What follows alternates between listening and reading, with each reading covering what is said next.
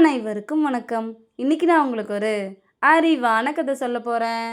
விவசாயி ஒருத்தருக்கு நரி மேல ரொம்ப கோபம் இருந்துச்சாம். அவரோட கோழிகளை அடிக்கடி பிடிச்சி எலும்ப கூட விட்டு வைக்காம சாப்பிடுதுன்னு கோபம் இருந்துச்சாம்.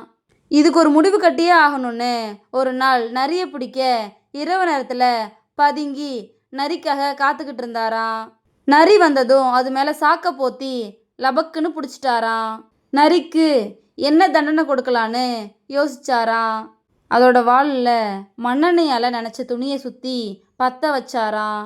என்னோட கோழிகளை கொன்று சாப்பிட்டல்ல, ஒழிஞ்சுப்போ அப்படின்னு சொல்லி துரத்தி விட்டாராம்.